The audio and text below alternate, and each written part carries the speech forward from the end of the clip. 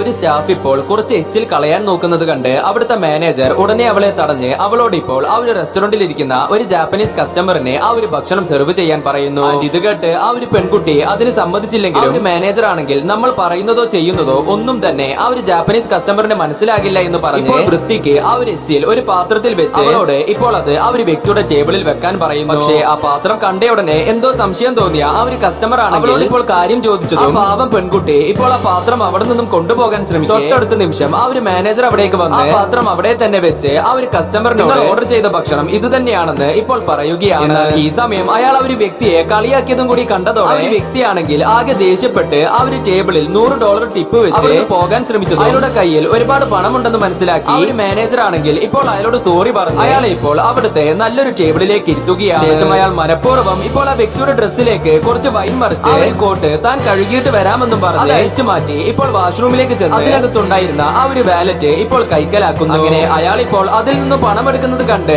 ആകെ അന്തം വിട്ട ഒരു പെൺകുട്ടി അയാൾ ഇപ്പോൾ കുറച്ച് പണം കൊടുത്ത് ഇത് ആരോടും പറയരുതെന്ന് പറയുന്നു. പക്ഷേ അയാൾ ഇപ്പോൾ അവിടെ നിന്നും പോയത് ഒരു പെൺകുട്ടിയാണെങ്കിൽ അവളുടെ ഹെയർ പിൻ വെച്ച് ആ ഒരു മാനേജറുടെ ലോക്കർ തുറന്ന് അതിനകത്തുള്ള മുഴുവൻ പണവും ഇപ്പോൾ കൈക്കലാക്കുന്നു. ശേഷം അവൾ ഉടനെ ആ പണവുമായി ആ ഒരു ജാപ്പനീസ് കസ്റ്റമറിന്റെ അടുത്തേക്ക് ചെന്ന് അയാൾക്ക് തിരിച്ചു കൊടുക്കാൻ ശ്രമിക്കുന്നുണ്ടെങ്കിൽ അയാൾക്ക് അവൾ പറയുന്നതൊന്നും ഇപ്പോൾ മനസ്സിലാകുന്നില്ല. എന്നാൽ തൊട്ടടുത്ത നിമിഷം ആ ഒരു മാനേജർ ആണെങ്കിൽ പോലീസിനെ വിളിച്ച് അവിടേക്ക് വന്ന് കള്ളത്തരം പറഞ്ഞ് ആ ഒരു ജാപ്പനീസ് കസ്റ്റമറിനെ ഇപ്പോൾ അറസ്റ്റ് ചെയ്യിക്കാൻ നോക്കുന്നു. പക്ഷേ ഞെട്ടിച്ചുകൊണ്ട് തൊട്ടടുത്ത നിമിഷം ആ ഒരു കസ്റ്റമർ ആണെങ്കിൽ ഇപ്പോൾ ഇംഗ്ലീഷിൽ സംസാരിക്കുകയാണ്. യഥാർത്ഥത്തിൽ ആ ഒരു റെസ്റ്റോറന്റിൽ ഇത്തരത്തിലുള്ള സംഭവങ്ങൾ കൂടുതലായി നടക്കുന്ന വിവരം അറിഞ്ഞ് അതിനെ കുറിച്ച് പഠിക്കാൻ അവിടേക്ക് വന്ന ഒരു ജേർണലിസ്റ്റ് ആണ് ആ ഒരു ജാപ്പനീസുകാരൻ.